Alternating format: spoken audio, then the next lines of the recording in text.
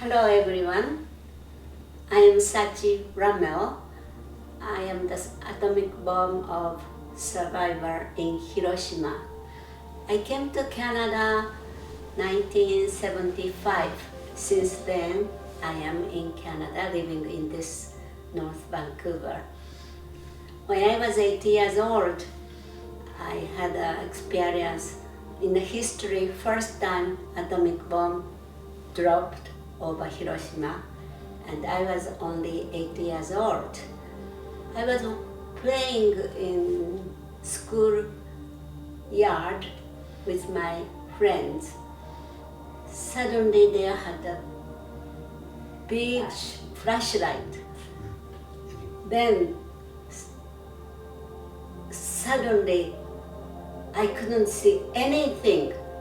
It was almost like a maybe tornado, and it was completely white because sun came up from the ground, I think.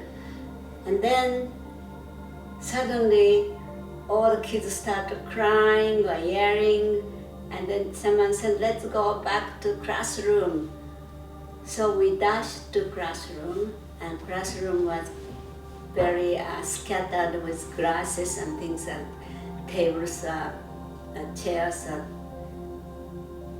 mixed up. So teacher said to clean it, and then we sat down. And then she said, "Now you better go home, but don't go the main road. You better go through the mountain." So she made a leader for each groups. So we went with the grade 6 kids leader down to home, going down to home, come home. But on the way, there's a black rain started. And my friend and I, two of us, was a little bit slow, and so we went to the shelters and we waited, but that black rain continues. So maybe we thought we better go home. So on the way, black rain keeps coming, but finally we arrived home. That time, many people are so worried because we are missing and looking here and there, and then they were so happy when we went home. And then I was wearing white blouse. That blouse spotted with all the dirt on, also radiation maybe. So even you washed several times, but it didn't clean. So that night, my father came back. He was almost close to the ground zero, and he had a really injured, heavy radiation. I think he got it. So in 10 days he suffered in a bed and he couldn't eat. But Japan surrendered August 15th, and my father died August 16th. What he said at the end, when he heard the emperor's message that the war is over and then Japan surrendered. So my father said, "Oh, what a good news, we'll have a peace." So I remember that word still in my heart. But even these days, we still have a fighting wars here and there in the country, or between even inside of the countries. Also small argument at home or school between students or societies. So thinking about peace is very, very difficult. But I'm giving a kind of peace education through my experience of atomic bombs as a survivor. And I asked kids, what the peace? One person said, not fighting each other, arguing no good. I thought that's a really good idea, even small inside of the family, if we love each other and then you think about other people and not fight too much and always not giving but the more modest way instead of aggressive, then we are more peaceful life we can live. And I think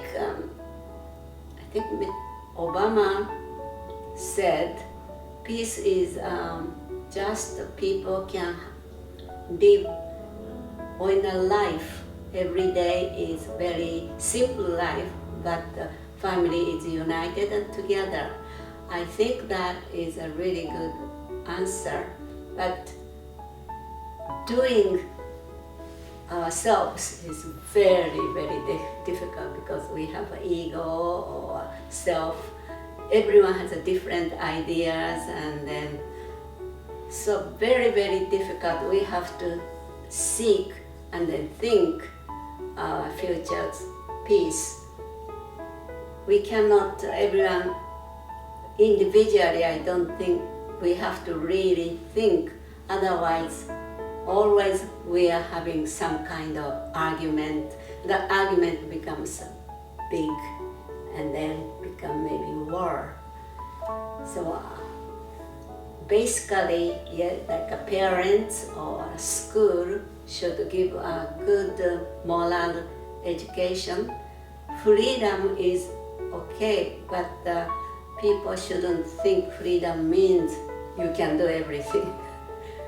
So you need a wisdom to think about it, and then daily lives, even among people, if something really bad, without fearing or just ignore it, we should tell them this is not a good idea, but it's anyway very difficult. We keep searching or think and then committed ourselves to build up peace in this world. And I always feel it, and then war is we can't say who is wrong, who is good. Everyone is wrong. The war is wrong itself, and no winner. Everyone is losers. So I think I wish we have a peace, I hope, in the future. But that's a very, very difficult world to solve among humans. So Charles Rummel is my name, and I lived in Japan for many years, first as a student and then working for a Japanese company, and now living in the peaceful city of Vancouver in the peaceful country of Canada. But the question is are we really, really safe here? Are we safe? If we think about our neighbor to the south, the United States, they have 6,000 nuclear bombs and many nuclear weapons. And if we think about our neighbor to the north, that's Russia, and they also have 6,000 nuclear bombs. And we don't know what is flying over our head between Alaska and Canada. So there are many military planes flying over us every day. And on February the 14th, 1950, the largest American bomber at that time, a 6-engine bomber, had left Alaska on a secret mission to fly over San Francisco to test the defenses of San Francisco. there was no radio communication and no lights on the plane. When it was just north of Vancouver Island, it ran into a massive snowstorm, and the wings of the plane began heavy, and they were losing altitude. So they had to lighten the plane. The first thing the navigator and the pilot decided was to drop the bomb which they were carrying, and it was an atomic bomb. Fortunately, it didn't have a plutonium core, it had a lead core. So they dropped that, and then one by one the airmen parachuted out. 10 of them survived, and they set the plane on automatic pilot to crash into the mountains on the mainland. But that was one incident which shows that that accidents can happen, and of course conflicts happen too. If there's a nuclear conflict between the United States and Russia, even the so-called peaceful country of Canada is not safe. So we can think that in such a situation of a nuclear war, we'll all be dead, or at least a third of the world's population. It was only 6 months after that the second atomic bomb was lost over the St. Lawrence River, and this was kept secret for 50 years. So that's another thing. So one thing we could think of, what should we do? Well, we have this nuclear non-proliferation agreement, and the question is, has Japan signed this? Has Canada signed it? I don't think so. So out of more than 120 countries which have signed the nuclear non-proliferation agreement, the two countries which are supposed to be the ones amongst the most peaceful countries have not yet signed that. So we should speak to our politicians when we have a chance and ask them, let's get busy and set an example, and then one by one we could ask other countries to sign it, and hopefully at least we could eliminate the nuclear weapons, because they're quite out of date in this age where now we have so much activity in space.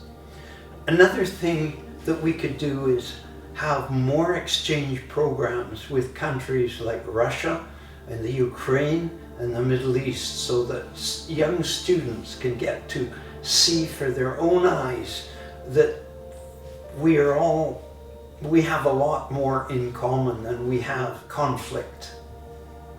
原爆被爆者の語り部とかな、それで平和を、これは私子供からの時の幸せな時、それから8月15日に、これはエノラ・ゲイっていうパイロットのお母さん。エノラ・ゲイっていうのはパイロットのお母さんの名前なんですって、この原爆。名前はリトルボーイってつけたのね。はい。それでもうなんだ、そうよね。ファットボーイとリトルボーイがあった。長崎がサイズがだいたいこれでわかるでしょ。今のはもう小さいけども、今はもう3分の1以上が死ぬそうですね。I used to be a Buddhist. Of course, in Japan, most of them are Buddhist. And then my father was a minister of the Buddhist. So in our house, it's always Buddha is the daily life's some kind of protectors. And then when I was 73 years old, I became a Christian. That's a long story.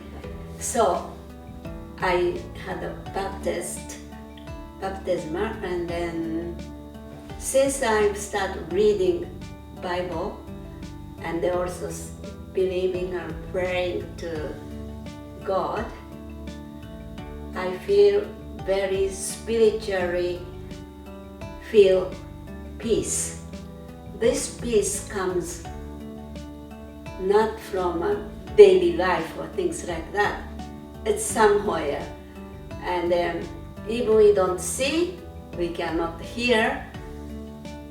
But I've been, when I went to for a walk, I was thinking before I became Christian, how beautiful those natures and then trees and running the water and beautiful, beautiful, peaceful. And then I was thinking, I want to hear some voice that I cannot usually hear, or maybe I can feel something here, or who is created this beautiful sky or ocean. Always I was thinking. Then when I started reading, very beginning it said God created light, also heaven, not heaven, 10 was sky, 10, the sky, and then earth, and then people or animals. Well, this is not like scientific way, but I just received that kind of God's words. But that makes me very, very peaceful. But it depends. Maybe other people who believe something has a, but peace is, that kind of peace is not that you have a big money or you have everything, but still feel peace. And then you don't feel to argue or you don't crave so many things. This world is now materialistic, and they want to do for updated like car or so many things. But for me, very basic things is just still okay for me, and then I feel peace in that way. That's a different way of peace, maybe compare all understanding, but a spiritual way, I can feel that way.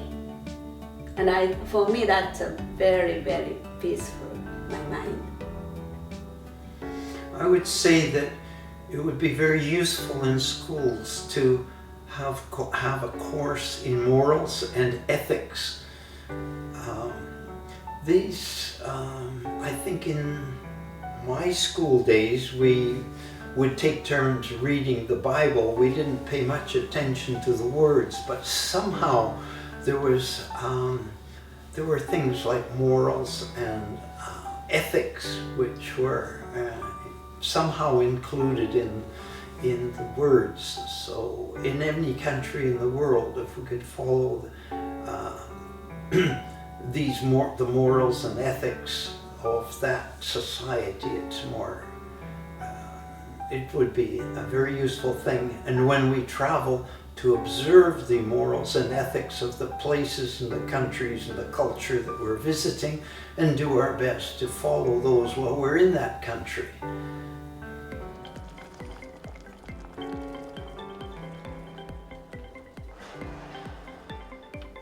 美味しいですよ。ふう